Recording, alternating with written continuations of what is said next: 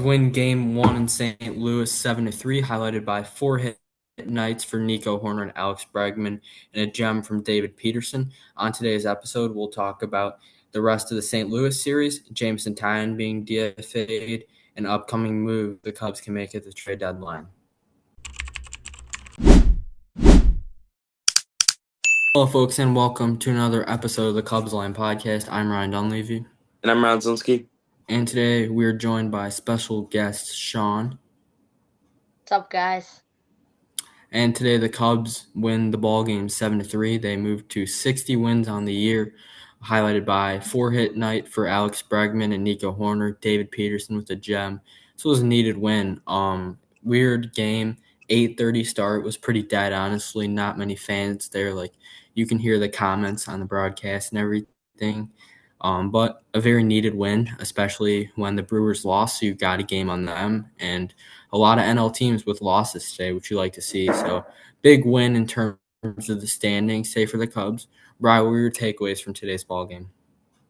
Pretty good all around game. Another good start from David Peterson. Like him to get his revenge because my opinion, only real bad start was against St. Louis when that was real bad. But he was able to settle in today, put the boys in a position to win, and then the bats arrived. So pretty good all around win tonight. Yeah, Sean, what about you? I would have to agree with Ryan. Just a good all-around game for the Cubs. Yeah, Alex Bregman, Nico Horner, big nights tonight. Nico with his first home run since the middle of April, which you love to see. He also was 4 for 5 on the night, and then Bregman was 4 for 5 with two doubles and a home run, just a triple shy of the cycle. So if you can get Alex Bregman and Nico Horner hitting, two guys that have been slumping big time as of late, I think there's going to be no stopping this team because when those two guys are hot, there's no stopping them. You've seen Alex Bregman in past years and how good he's been down the stretch and how successful he's been on these playoff teams, and he's been very clutch in the playoffs. So if you can get Bregman rolling, that's huge. And Nico Horner, like when he's on, he's one of the most annoying hitters to face. The guy doesn't strike out. All he does is get hits, puts the ball in play. He sprays it all over the field. He'll put the ball to center, left, right. He'll hit for slug. He'll hit some bloopers. Like, you can't play the guy. So, I mean, if those two guys are really connecting, there's going to be no stopping this team, I think. Yeah, I would agree. Especially, last year they kind of lacked some playoff experience. Now everybody has a year under their belt, adding Alex Bregman. Like if Alex Bregman, obviously he's won World Series, he's been really good, a difference maker in the postseason in the past. And I think, if he can get going here late in the year, and Nico especially, you're going to need him. But I think this is going to be a very scary team to face. Obviously, we've seen the roller coaster of a season they've had, but hopefully they can kind of settle down and get hot as we come into the late months here. Yeah, and then before we do the game recap, make sure to go check out our interview with Cubs second-round pick outfielder Caden Sorrell, and we have another big interview dropping tomorrow. Just filmed it today. I'm super hyped to post it. One of our biggest interviews, if not our biggest interview yet. It's a great interview, about 25 minutes with a Cubs top prospect, so make sure to go tune into that. So we'll get into this game recap. 8:31 start was delayed from the rain. Some wild conditions in the Midwest today. Started off with a PCA walk, and then Pete was picked off. Herrera picked him off, and then Seiya with a double down the line, and then Breggy puts one down the line for a double, makes it 1-0. Good start from Alex Bregman and Seiya with that double. Then Carson Kelly would strike out, and Bush would strike out. For Weatherholt was a leadoff single, and Jordan Walker struck out. Weatherholt sold second, Herrera popped out, and Burleson grounded out. Top of the second, Nico with the single, Hepper struck out. Dansby with the single, and Miguel Maya stays hot. Puts the ball to opposite field on the ground for a single.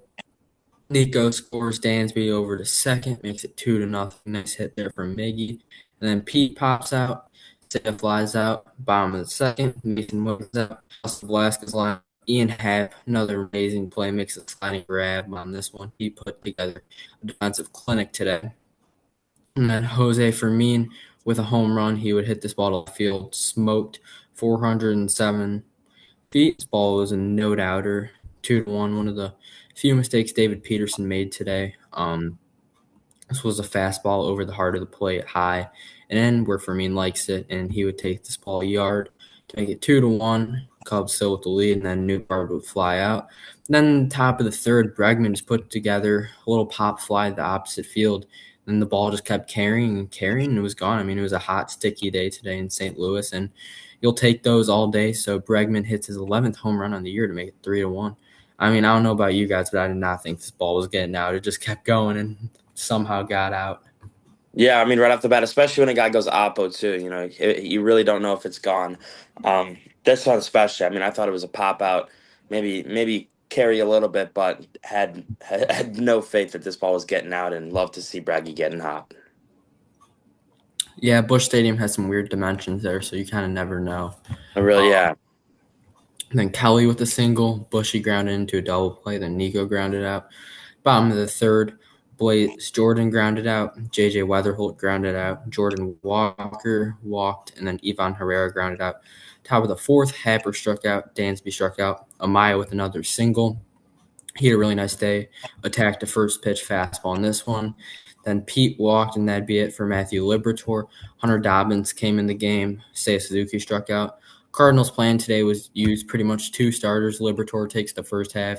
Dobbins take the second half. It's a pretty effective strategy that we've seen throughout baseball from teams like the Mariners, and Cardinals are starting to adapt this style too. What are your guys' opinions on that? I mean, I don't hate it, honestly. If you're doing it with more of a long relief guy, I would like it a little bit more, but I mean, honestly, if it works, it works. Save your bullpen. Yeah, so say the Cubs trade for a starting pitcher. You get Edward Cabrera back. You have Safali. You have Assad. Would you want them to kind of adapt this later in the year so you're saving some of those arms for October when it really matters? I probably would, yeah, especially if you've already clinched, you've clinched your spot or something like that, or you're close to it. I wouldn't mind it, honestly. The Cubs have enough long relief to be able to pull that off, so I wouldn't mind it, honestly. Sean, what about you? I mean, I would have on to you go. agree with I would have to agree with you, Ryan. I would like to see the Cubs adapt this strategy. I mean, as you've seen it with the Mariners, it's been very effective. So I think if the Cubs really make a run and clinch the playoffs, I think this would be a great way to save some bullpen arms. Guys throwing the ball out here, and two guys that can start games, they could relieve games. Like they've been lights out as of late. So if you can kind of adapt that style later into the year, because I feel like the arms kind of ran off of gas last year between Shota, Matt Boyd, JMO. Like you only really had three guys that could start playoff games. So if you can really just maximize pitches and arms from when it comes to October, that's gonna be great. Because you have Edward Cabrera, Javier Assad, Aaron Savali, David Peterson, assuming you trade for a starting pitcher, Matt Boyd, Shota Imanaga, that's seven off the top of my head right there. Colin Ray, that's eight. So you got eight guys that can kind of adapt that. So I would definitely do that. I Did you wouldn't do say that right now. What? Did you say Ben Brown? Sorry. I did not, but I don't know when Ben Brown's going to return, honestly. And if he does, if he's going to start games, he might be a bullpen guy, if I'm going to be completely honest, because they're going to want him pitching as soon as possible when the games matter. So I'm not counting Ben Brown in that, but you have seven guys for Okay. sure, eight guys if you trade, nine guys with Ben Brown. So I would like to adapt that style towards the end of the year. But as of now, I would use your bullpen guys and play the matchups like Craig does. Then the bottom of the fourth inning, Alec Burleson grounded out. Mason Wynn with a single. Nelson Vasquez flew out. Jose Fermin flew out. Top of the fifth inning, Alex Bregman with another single. Smoked this ball 100 miles an hour to the opposite field. Carson Kelly with a single. And then Bushy grounded out. And then Nico Horner with a big knock up the middle. Wynn tried making this play, couldn't make it. Bregman and Kelly scored, made it 5-1.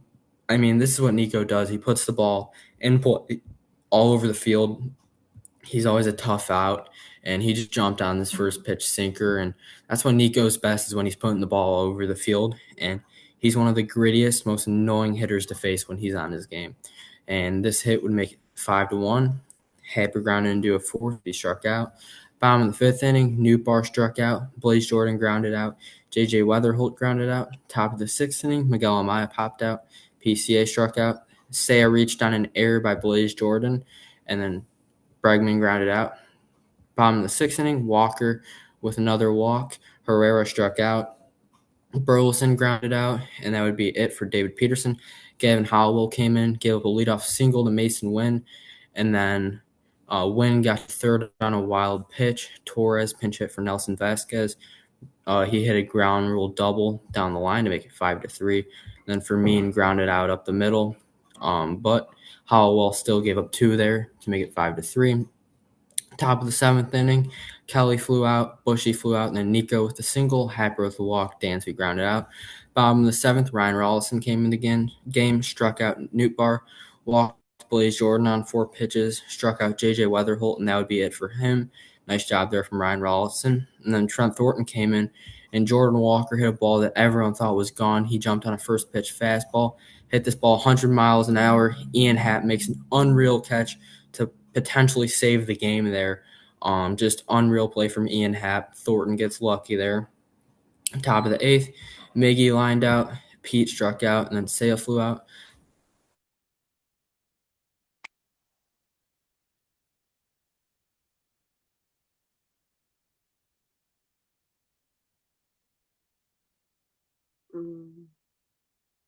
Looks like we lost. There he is. Ian Happ. Now he's back. Was I gone there? Yeah, you froze right around the Seiya fly out. Around the Seiya fly out. So am I back now? All good? Yeah, you are good. Ivan Herrera hit a ball to the wall. Happ made a really nice play on this one. Gunned the runner out at second. Just unreal play from Ian Happ. That's why he's a Gold Glover out there in left. Unreal play. Gets Herrera out. Big first out. Then Burleson grounded out. Mason Wynn lined out. Top of the 9th, Bregman puts another ball at the opposite field at only 66 miles an hour, but none the least a double. And then Kelly flew out, Bushy flew out, and then Nico Horner with his 5th home run on the year, his first home run since April 21st.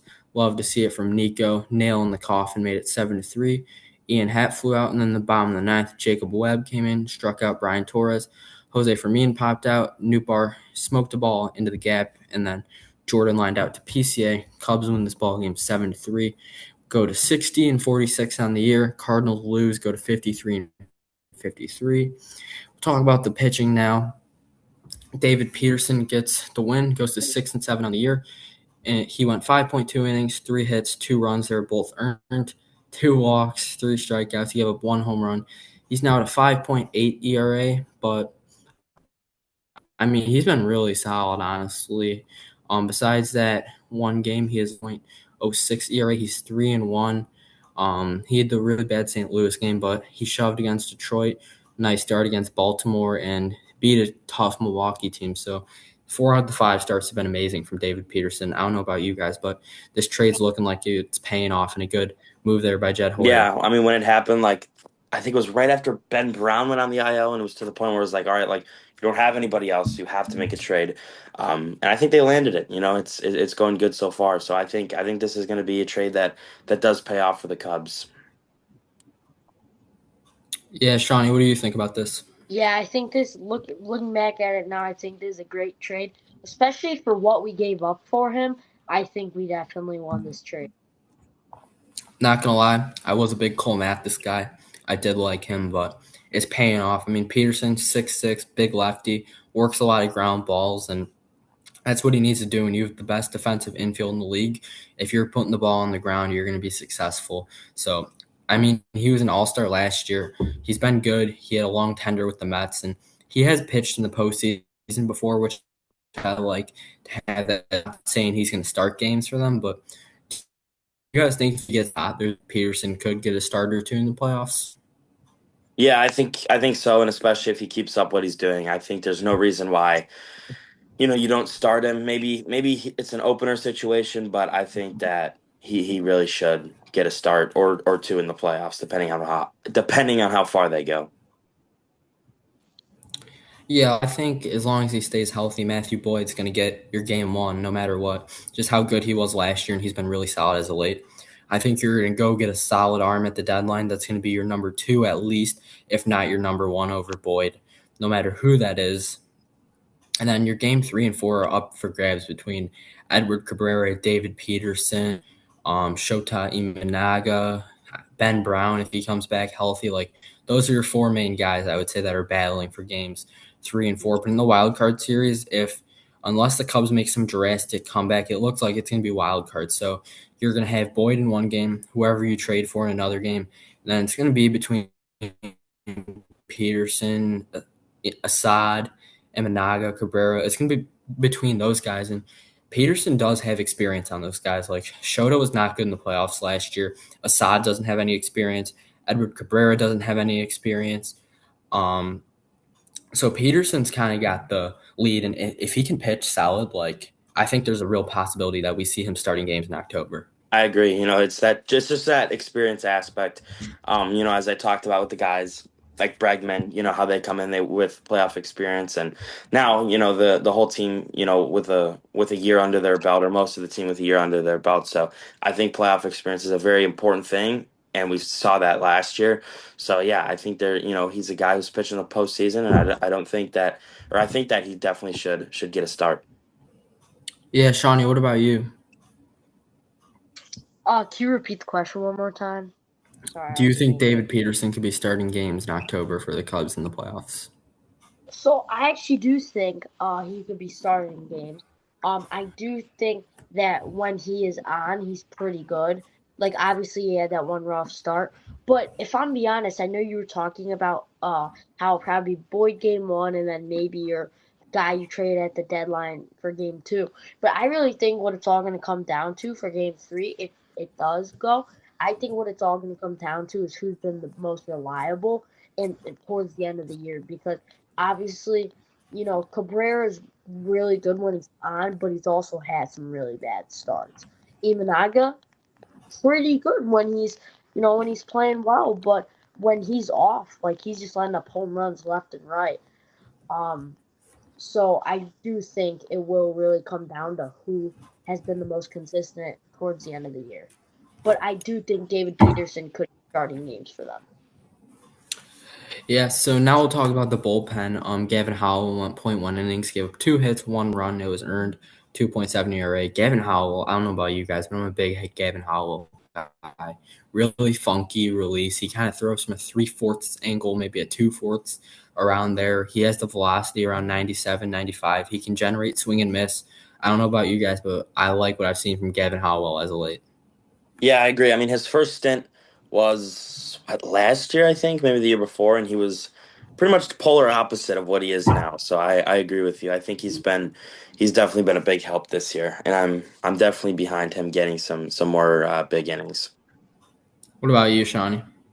I would have to agree with you. I've been really impressed with how he's done this year, and I do think he could be a key piece if the Cubs make the playoffs to be uh, a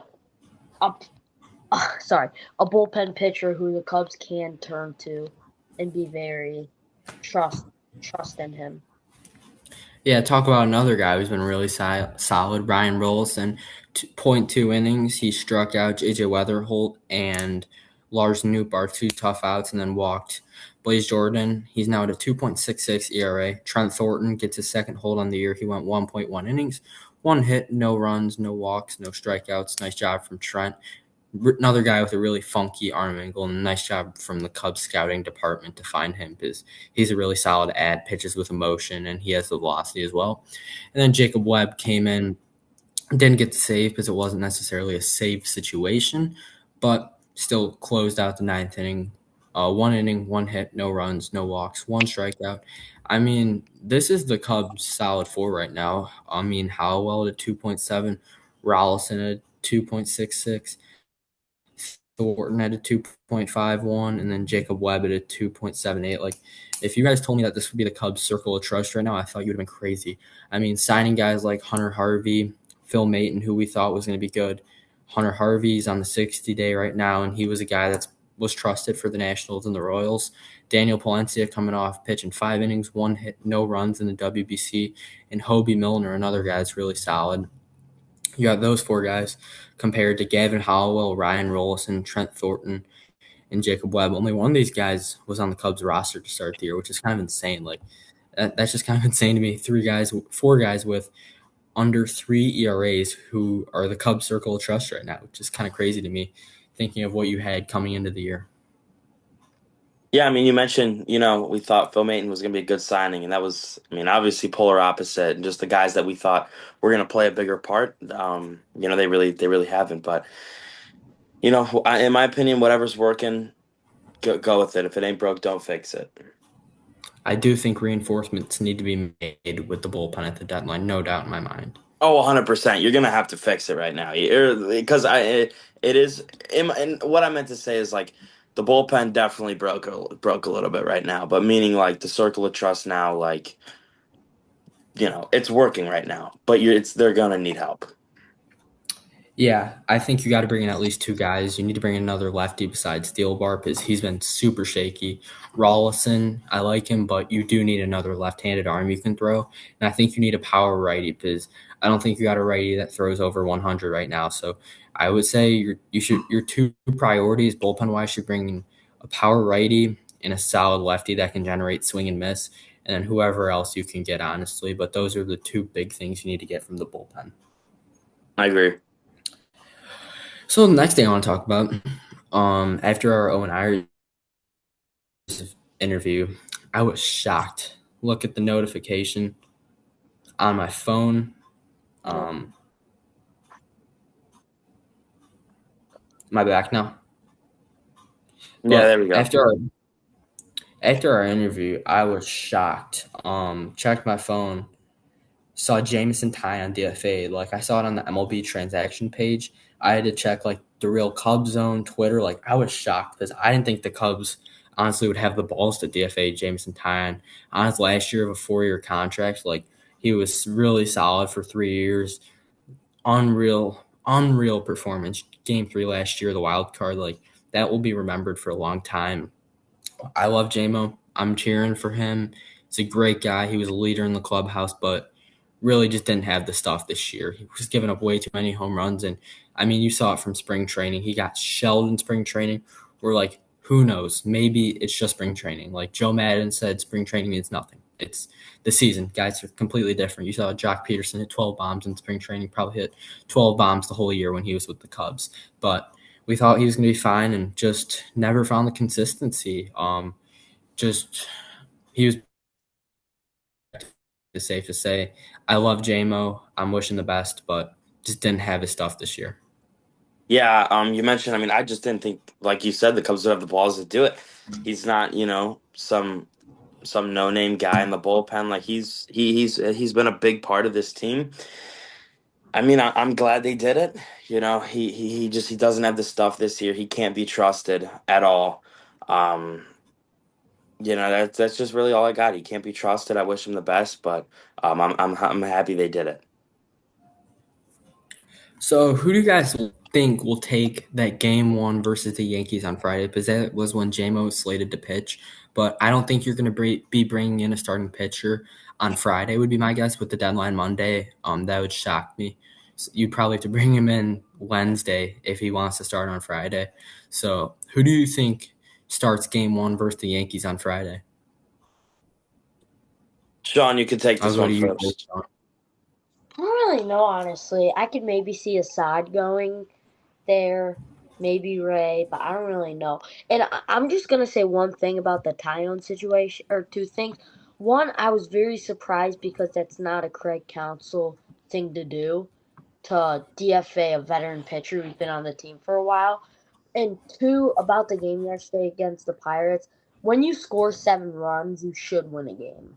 So, Yeah, That is 100%. typically what you should do when you score seven. Yeah. So, so my when guess you for have that, sorry about that, Sean. You keep going. no, I'm done. I was just gonna say I had Assad probably going Friday. Would be my guess. I would go Assad to start 3 to 4 innings and Savali for the other 3 to 4. You kind of save your bullpen for the weekend after a 4-game series versus the Cardinals. I would just ride those 2 as long as possible. Go 4-4. I was literally gonna say the exact same thing. Assad and then, Savali or one of those guys in the bullpen. But like you said, you need to save those arms, especially coming off the 4 games. So I think it's gonna be Assad for 3 to 4, and then they're just gonna hand it off to, in my opinion, Aaron Savali just to take, maybe 3, 4 more innings. I'm not gonna lie, this isn't the same Yankees team we saw at opening day with Aaron Judge, Bellinger. Like those are two guys that are two of the best hitters in the league on the IL right now. So not as tough of a Yankees lineup, but I think you're gonna have to face Max Fried and Garrett Cole and Will Warren. So three aces in one series. That's gonna be tough for the Cubs bats. But got to face St. Louis first, obviously. So today on Twitter, I saw something pretty surprising. I guess the Twins are going to be buyers, not trading Joe Ryan after all. After all the speculation, I would thought that was going to be the guy the Cubs were going to target. So I don't know about you guys, but I'm pretty surprised the Twins are buying and not trading Joe Ryan after the value that they can get for him. And I thought that was going to be the Cubs guy. Yeah, I agree with you. I mean, you look at the situation they're in. I guess they think that they should just try to make the playoffs. I don't know. It's beyond me. And in my opinion, they shouldn't be buyers or sellers. They should try to just be in the middle, kind of like how the Cubs were last year. But they clearly have a goal, so they want to keep Joe Ryan. They can keep Joe Ryan, and we'll go elsewhere. Yeah. Here's my thing though. If we're going to get a pitcher, I want him with playoff experience. I don't want Yeah, as much as I love Jose Soriano and Reed Dempters of the Angels, those are two guys the Cubs are targeting. Neither of those guys have pitched any meaningful games. I mean, Soriano was a reliever 3 years ago, had a solid year last year, had a solid year this year. Like, I'm not giving up anyone in the farm for Jose Soriano. He has good stuff, tops around 100, but I don't know. Reed Dempter is another guy. He's a lefty, solid, but doesn't have velocity. It's what you need out of a starter. The Cubs have no starters with velocity right now, and he's pretty inconsistent with 3-7 record right now, around a 4 ERA. Like as much as I think that would be a win-win deal for the Angels and the Cubs, the Angels are looking for a catching prospect. I don't want to give away Owen Ayers or any because there's a lot of good catching prospects, and I don't want to give away Owen Ayers or Mo Baller in a deal for Dempters or Soriano, two young guys that have never pitched in a playoff. Like I would rather overpay for a guy like a Michael Walker or a Seth Lugo or a guy that has pitched in a playoff game before and you can count on him. Like I want someone with playoff experience. I don't care what you have to give up. You need someone with playoff experience. And here's another thing: Tariq Skubal, as much as I love him, I'm not giving away the whole farm system for him because I'm not confident whatsoever he's going to resign. So I kind of want to avoid Skubal and I unless want it's a to. deal. Yeah, I want to bring up Scooble too. Injuries. Like, we've seen the problems with injuries with the Cubs right now. He's had his injury problems. I think he's now had, is it 2 surgeries? Yeah, I He, think so. He's now had 2 surgeries. I mean, that worries me in itself. I mean, he seems to be very injury prone, and you don't want a third time's the charm type thing to where he goes out, pitches half this year, re-signs this huge deal with the Cubs, then he gets hurt and he's never himself again. So I would honestly red flag Tarek Skubal and just not even answer the phone when the Tigers call. I, Hey, call me crazy, but the guy I want to go get, despite how bad he's been this year, is Freddie Peralta. The guy has shoved in the playoffs. He's been solid in years past. I mean, look at what David Peterson, like, he comes to a new team, gets a new opportunity, and he's solid. Like, the Mets are not a good baseball team whatsoever. If you give Freddie Peralta a change of scenery, put him back in the NL Central, a guy that is shoved in the playoffs, a trusted arm, that's who I want. I want Freddie Peralta. Call me Yeah, I crazy. agree. I mean, his name has been floated around in Cubs trade rumors for, I mean, since early April, or not early April, like late April, early May, and I wouldn't mind the move at all. Um, the would that be like the biggest move? I don't know, but I mean, I wouldn't mind it at all. yeah. That's my Aside, guy I want. also, he has playoff experience, kind of like you were saying. And I do think because how he's been this year, the Cubs can maybe get a little bargain on him, maybe get him for a little less than they should. Sean, you got any guys that you want to target?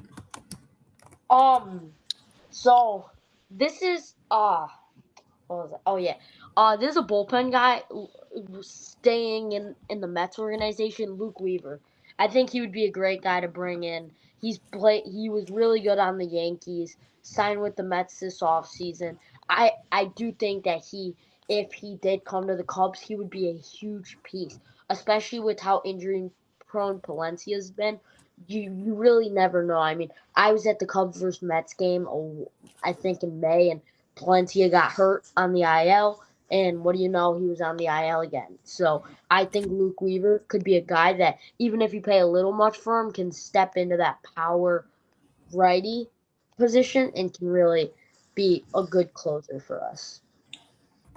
All right, so I put together a little bit of a mock package right here. For the Cubs. I don't know. I want to get your guys' feedback on it. So I have the Cubs getting Luke Weaver and Freddie Peralta for the Mets choice of Jonathan Long and James Triantos, Brandon Birdsell, and Grant Kipp. Kipp and Birdsell are two guys that have been knocking on the door of the MLB for a long time. Kipp is the Cubs' 27th ranked prospect. He's 26 years old. Birdsell is the Cubs' 15th ranked prospect, also 26. So those are two arms that can make an impact on the Mets right now. And then between Long and Triantos, those are two guys that are blocked within the organization. Take your pick on them. Then the Cubs get Weaver and Peralta. Do you guys think the Mets are getting undervalued, or do you guys think this is a fair deal? I honestly think the Mets are going to want a little bit more just because we're getting Weaver and Peralta. I mean, I'm doing that 100% because, like I've talked about before, I mean, sometimes to make big moves, you're going to have to sacrifice some of your prospects. You don't want to jeopardize the future, but you also don't want to just hang on to these young guys and have no place for them. So I would do that, but I just feel like the Mets would want a little bit more if we're getting both Weaver and Peralta. So, Rye, since this is a pitching deal, I assume they're going to want a pitcher back.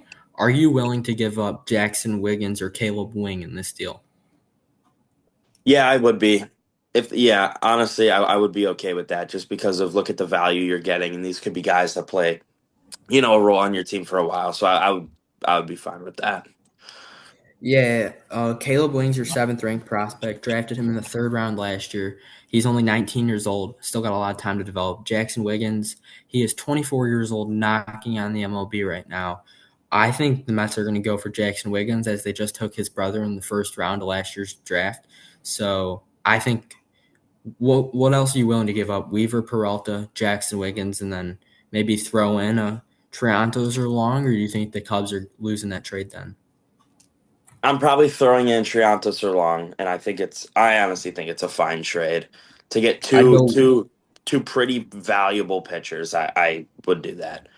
and I think you can throw in a guy like a Bird Cell or, I mean, I agree. you Maybe can like a throw in 15 through like 35 or something like that. so you're 15 through 35 pitchers right now. Brandon Birdsell, Justin Florentino, Mason McGuire, Luis Martinez Gomez, Riley Martin, Grant Kipp, and Pierce Capella. Just anyone but LGM. Please. Yeah, I know. First ever interview, great guy. Um, but I think honestly, if he's in a package, you might as well do it. Unfortunately, I hope not. I hope not, right? Love the yeah, guy. I agree. I hope not. But if I the just opportunity comes, mm, oh, I want to say something real fast. I do think I'd rather give up Triantos just for the fact that personally, Pedro Ramirez has played up to he's exceeded my expectations because with all rookies you expect them, to get a couple nice hits, but then maybe not be as effective. But for the time he's been with the Cubs, he's been very good. And I think Triantos is more blocked out than Jonathan Long. So I do think Triantos might be a little more valuable in a trade package. So I do think I'd rather give up Triantos. Yeah, so another thing I want to talk about, quote from Jeff Passan today. Pedro Ramirez is not untouchable, nor should he be. What are your guys' thoughts on that from Jeff Passan? Terrible take. he should be untouchable. He has played an like Sean said, exceeded my expectations. He's come in and made an immediate impact. All the guy does is put bat to ball. There is no reason why this guy should not be taking at bats in the playoffs. So if I you guys have 100%. three untouchable guys, who are they? Pedro Ramirez, Owen Ayers, and Josiah Hartshorn. I mm, would go Hartshorn, their number one prospect. yeah, I would go Hartshorn. I would have My to agree three, with my three, Pedro Ramirez. I mean, all the guy does is hit. Owen Ayers. I mean, this is Kelly's last year of his contract. Amaya's contract is coming to a close soon. Like, it's Owen Ayers' time, and I think he's your starting catcher next year in Chicago. And then Josiah Hartshorn, your number one prospect right now, outfielder and first baseman. He's only 19 years old, 2028 ETA, and I think the sky's the limit for this guy. Like, I think he's going to be a top 10 prospect in baseball within the next year. I agree. So we all seem to agree. Yeah, I Yeah. agree with your list. Yeah, so now we'll do a preview on tomorrow's game. Hopefully this one doesn't get delayed like it did yesterday. Sorry about the late show. Um, Obviously none of us wanted to do that. Weather didn't want to prevail. So tomorrow, a 6:45 start. Colin Ray on the mound for the Cubs. It's still to be determined right now for the Cardinals. Don't know if we've gotten word on that. I'm gonna Google that. McGreevy is in line. So assuming it is Michael McGreevy, he's a solid pitcher. I'm gonna pull up his stats really quick. But for the Cubs, it'll be Colin Ray. He is 7-7 with a 4.85 ERA. Michael McGreevy on the year, another guy who's been very solid. He is 4-8 with a 3.07. So even though he's 4-8, he's sitting around a 3.07 ERA. So this is probably be the toughest pitcher the Cubs see this series if he does go tomorrow. What are guys' keys to the game and predictions? Ryan, I'll go to you first. Oh man, okay. I mean, we talk about this every single time it's a Colin Ray start. We need tomorrow to be just 5 innings, three or less. Um, Cubs need, we need to get after McGreevy too. He's 4-8. The ERA is 3.07. Like that's solid. I never like to look at the record too much, but you're gonna have to go after him. Hopefully they can get out early to a lead and let Colin Ray, not pitch in a tight game, in like a low scoring tight game. Hopefully we can just give him an early lead, let him settle in. But I think you just got to jump ahead early.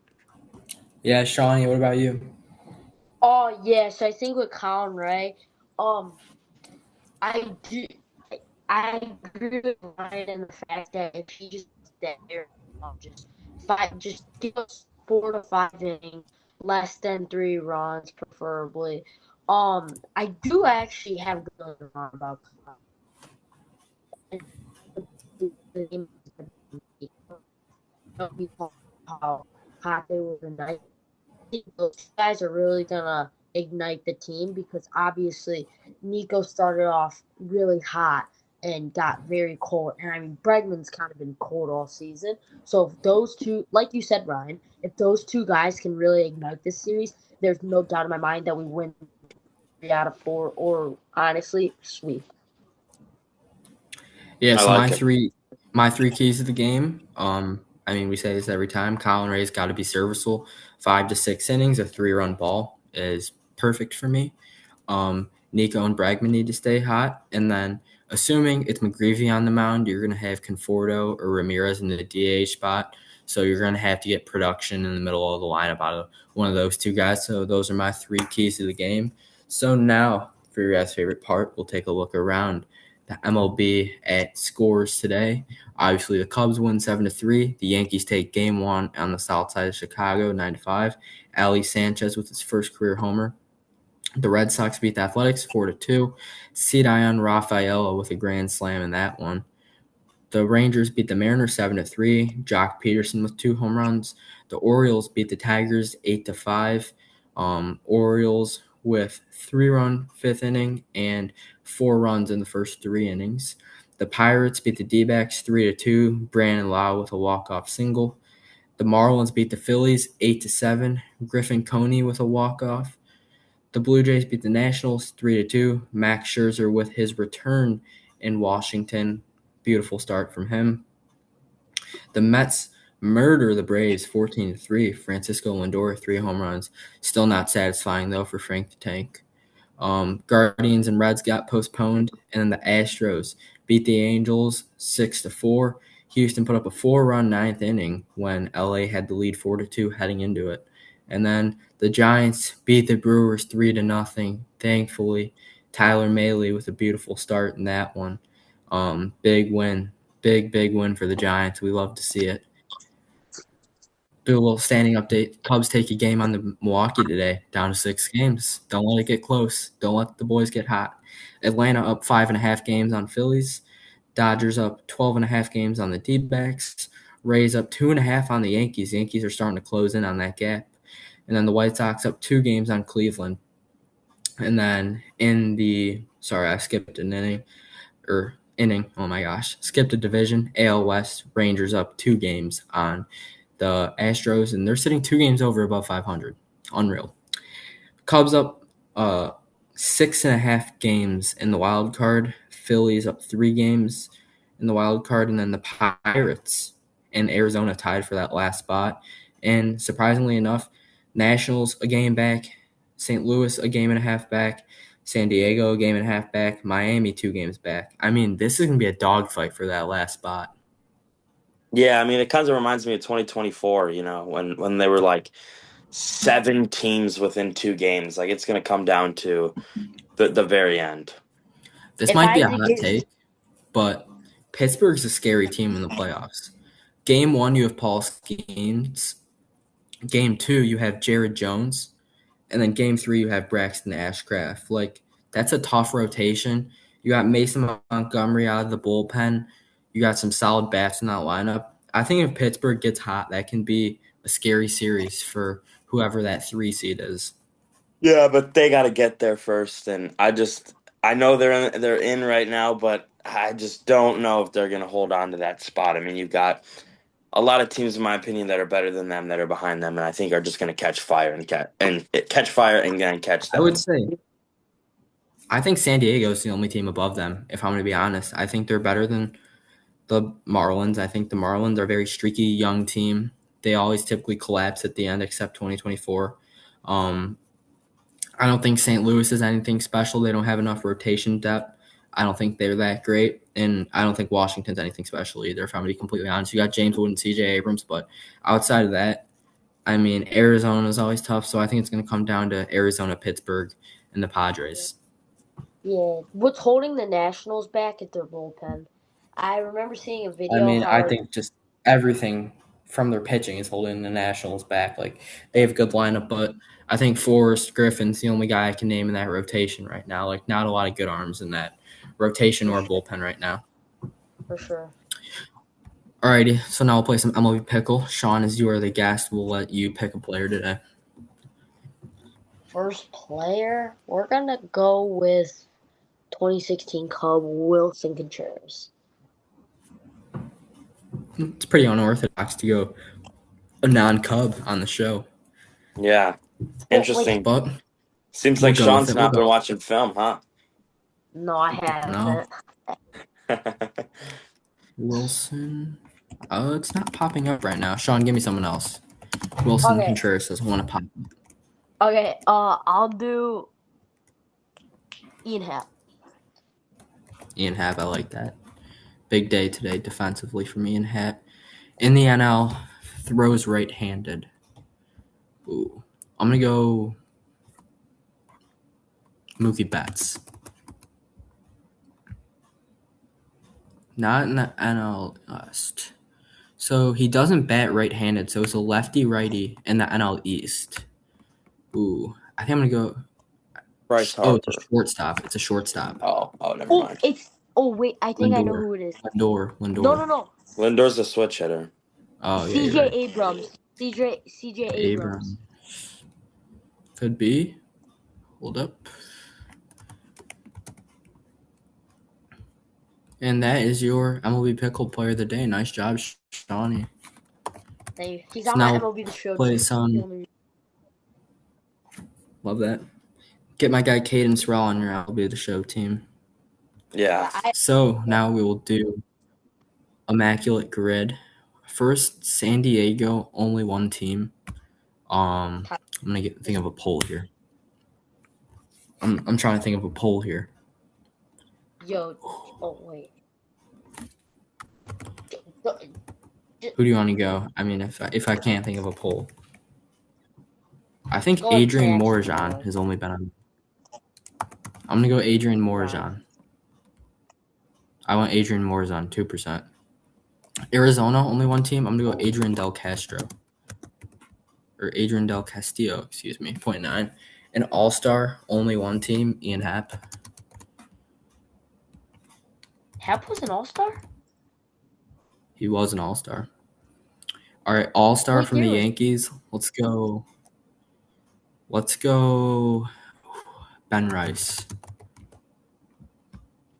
And then All-Star for the Angels. I mean, do we keep it simple and go Mike Trout? Keep it simple. yes, go Mike Trout. All right. Not many. I'm gonna go Justin. No, I think we could actually get Justin Upton for D-backs and Angels. Yeah, go Upton. Yeah, Justin Upton. Arizona and the Yankees. Arizona. I feel like there's gotta be. I feel like the Yankees trade for everyone. All right, Yankees, Padres. Just go Juan Soto.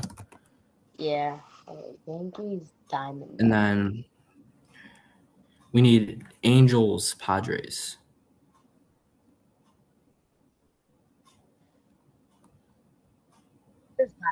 All right.